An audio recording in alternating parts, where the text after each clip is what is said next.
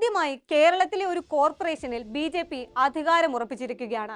അതും തലസ്ഥാന നഗരിയിൽ. ഇടതുപക്ഷത്തിന്റെ കോട്ടയിലാണ് BJPയുടെ താമര വിരിഞ്ഞിരിക്കുന്നത്. കഴിഞ്ഞ 2 തവണ മുഖ്യ പ്രതിപക്ഷ സ്ഥാനത്തായിരുന്നുവെങ്കിൽ ഇനി BJP ആണ് തിരുവനന്തപുരം കോർപ്പറേഷൻ ഭരിക്കുക. ഈ തദ്ദേശ തെരഞ്ഞെടുപ്പ് ഫലം പരിശോധിക്കുമ്പോൾ സംസ്ഥാനത്തുടനീളം BJP മുന്നേറ്റം നടത്തിയെന്ന് ഒറ്റ നോട്ടത്തിൽ പറയാമെങ്കിലും അതാണോ ശരിക്കും വസ്തുത? BJP ഉണ്ടാക്കിയെന്ന് പറയുന്ന മുന്നേറ്റം ഏതുവരെയാണ്? പരിശോധിക്കാം. സ്വാഗതം ഇൻഡെപ്തിലേക്ക്.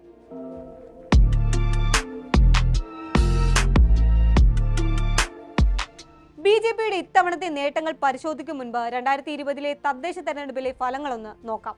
അന്ന് ആകെ 1600 വാർഡുകളിലായിരുന്നു BJP ജയിച്ചത്. 12 ഗ്രാമപഞ്ചായത്തുകൾ, 2 മുനിസിപ്പൽ കോർപ്പറേഷൻ എന്നിവയിൽ ഭരണവും നേടി. പാലക്കാടും പന്തളവുമായിരുന്നു ആ മുനിസിപ്പാലിറ്റികൾ.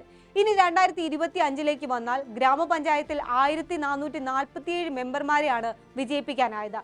ഭരണം ലഭിച്ച ഗ്രാമപഞ്ചായത്തുകൾ 25ആയി വർദ്ധിപ്പിക്കാൻ സാധിച്ചപ്പോൾ പക്ഷേ മുനിസിപ്പാലിറ്റികളുടെ കാര്യത്തിൽ BJPക്ക് നിരാശയായിരുന്നു ഫലം. എങ്കിലും 65 നഗരസഭകളിലായി 324 സീറ്റ് നേടാൻ BJPക്ക് ആയിട്ടുണ്ട്. ഈ കണക്കുകൾ പരിശോധിച്ചാൽ BJP നേട്ടമുണ്ടാക്കി എന്ന് തന്നെ പറയേണ്ടി വരും. അതേസമയം ശരിക്കും നേട്ടമുണ്ടാക്കിയോ എന്ന് ചോദിച്ചാൽ സംശയമാണ്.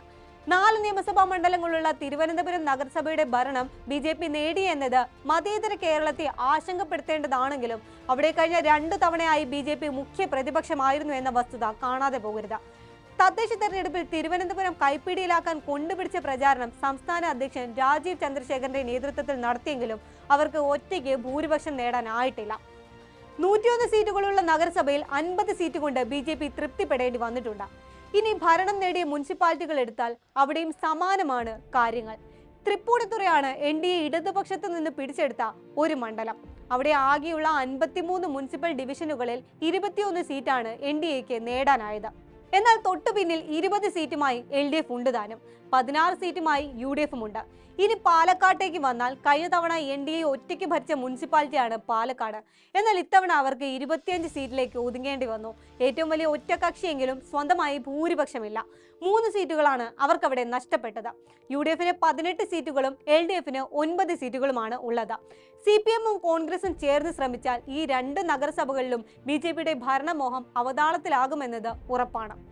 തെക്കൻ കേരളത്തിലേക്ക് വന്നാൽ BJP അധികാരത്തിലിരുന്ന ഏക മുനിസിപ്പാലിറ്റി ആയിരുന്നു പന്തളം. 18 സീറ്റുകളിൽ വിജയിച്ചാണ് 2020 BJP ഭരണം പിടിച്ചത്. എന്നാൽ 5 വർഷത്തിനിപ്പുറം പന്തളം അവരെ കൈവിട്ടിരിക്കുന്നു എന്ന് മാത്രമല്ല 3ാം സ്ഥാനത്തേക്കാണ് BJP പിന്തള്ളപ്പെട്ടത്. ആകെ 9 സീറ്റുകൾ മാത്രമാണ് NDAക്ക് നേടാനായത് എന്നതും പ്രസക്തമാണ്. ഹിന്ദുത്വ പാർട്ടിയായ BJPക്ക് അനുകൂലമായേക്കാവുന്ന ഘടകങ്ങൾ പന്തളം ഉൾപ്പെടെയുള്ള മേഖലകളിൽ ഉണ്ടായിരുന്നിട്ട് കൂടിയാണ് ഈ തോൽവി എന്നതും ശ്രദ്ധേയമാണ്. 14 സീറ്റോടെ LDF ആണ് പന്തളത്ത് BJPയിൽ നിന്ന് അധികാരം പിടിച്ചെടുത്തത്. 11 സീറ്റുമായി UDFും പിന്നിലുണ്ട്. ഇവിടെ മനസ്സിലാക്കേണ്ട പ്രധാന കാര്യങ്ങളിലൊന്ന് നിലവിലെങ്കിലും സ്വന്തം സിറ്റിംഗ് സീറ്റ് നിലനിർത്താൻ കഴിവില്ലാത്ത പാർട്ടിയാണ് കേരളത്തിലെ BJP എന്നതാണ്. അവർ ഭരണത്തിലിരുന്ന 2 പ്രധാന നഗരസഭകൾ അതിന്റെ തെളിവുമാണ്. നിലമ്പൂരിൽ ഉപതെരഞ്ഞെടുപ്പ് നടക്കുമ്പോൾ പോലും തദ്ദേശ തെരഞ്ഞെടുപ്പാണ് തങ്ങളുടെ മുഖ്യ അജണ്ട എന്നായിരുന്നു BJPയുടെ നിലപാട്. ഈ തെരഞ്ഞെടുപ്പ് അവർക്ക് അത്രമാത്രം പ്രധാനമായിരുന്നു എന്ന് വേണം ഇതിൽ നിന്ന് മനസ്സിലാക്കാൻ. എന്നിട്ട് കൂടി വലിയ മുന്നേറ്റമുണ്ടാക്കാൻ BJPക്ക് സാധിച്ചിട്ടില്ല. ക്രൈസ്തവരിലേക്ക് കടന്നു കയറാൻ കാസ ഉൾപ്പെടെയുള്ള സംഘടനകളെ ഉപയോഗിച്ചും അല്ലാതെയുമൊക്കെ പല അടവുകൾ പയറ്റിയവരാണ് BJP. എന്നിട്ടും ക്രൈസ്തവർ കൂടുതലുള്ള മധ്യ കേരളത്തിൽ വലിയ കോളിളക്കം സൃഷ്ടിക്കാൻ BJPക്ക് ആയിട്ടില്ല. കോട്ടയവും ഇടുക്കിയുമെല്ലാം കോൺഗ്രസിനൊപ്പമായിരുന്നു നിലയുറപ്പിച്ചത്. അതേസമയം LDFന്റെ വോട്ട് ബാങ്കിൽ നിന്ന് നല്ലൊരൊഴുക്ക് BJPയിലേക്ക് നടക്കുന്നുണ്ട് എന്ന വസ്തുത കാണാതെ പോകാൻ കഴിയില്ല. ലോക്സഭാ തെരഞ്ഞെടുപ്പിൽ തന്നെ ഇക്കാര്യം വ്യക്തമായതുമാണ്.